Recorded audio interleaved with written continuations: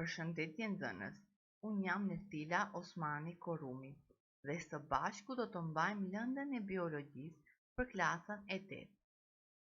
Njësia mësimore për të cilën do të flasim sot bën pjesë në temën sistemet e organeve të njeriut, ndërsa njësia mësimore për sistemin nervor, receptorët për dritë. Qëllimet e kësaj ore mësimore janë që nxënësi të mëson venpozitën dhe funksionin e sistemeve më të mëdha të organeve në trupin e njeriut. Nxënësi të njihet me venpozitën dhe funksionin e receptorëve për dritë dhe nxënësi të mëson pjesët e syrit dhe funksionin e tyre.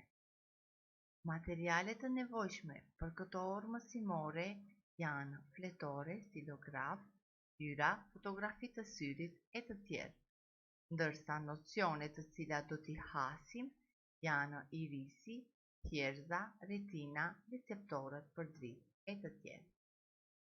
Të rikujtohemi se çfarë kemi mësuar më parë.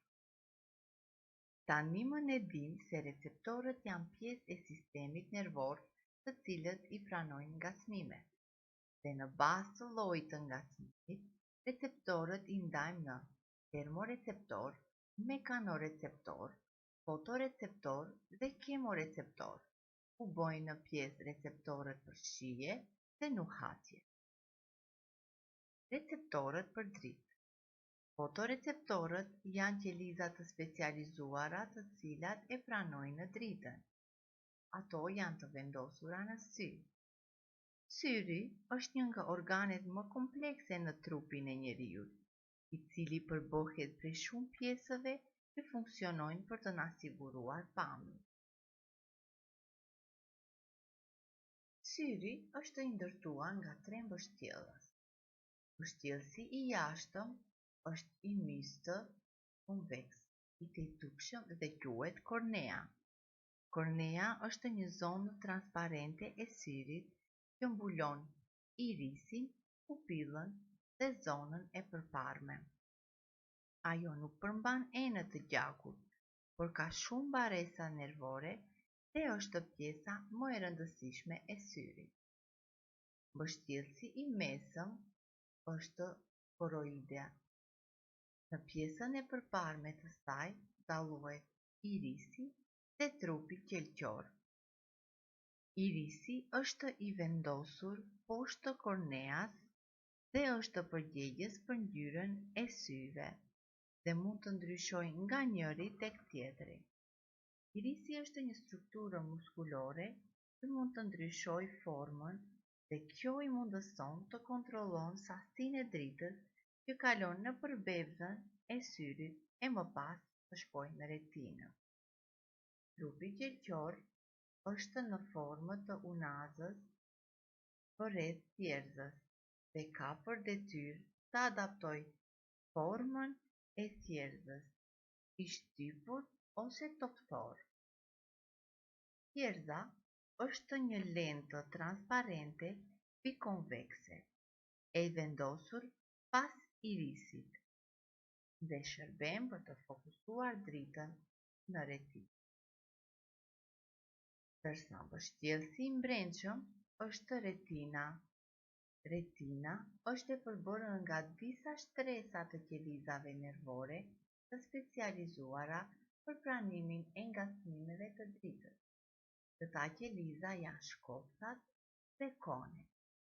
Shkoptat dhe konet janë të koncentruara në pjesën konkave të retinës, e quajtur njolla e verdhë.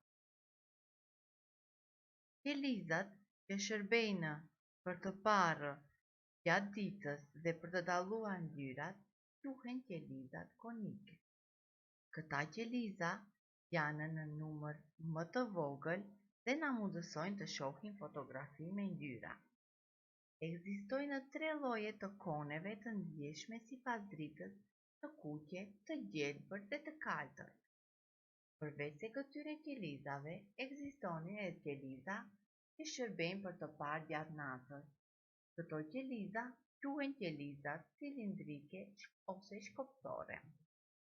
Qelizat cilindrike janë në numër më të madh dhe mund të funksionojnë me pak dritë, edhe pse nuk I dallojnë ngjyrat. Për shembull, po të ecim duke u ndryshuar nga drita e hënës, në fillim nuk do të shohim asgjë, po pas 20 minutash, djeshmëria e qelizave cilindrike do të rritet për 6.000 herë më shumë. Me mungesë të llojeve të caktuara të koneve, ne nuk mund të shohim atë ngjyrë.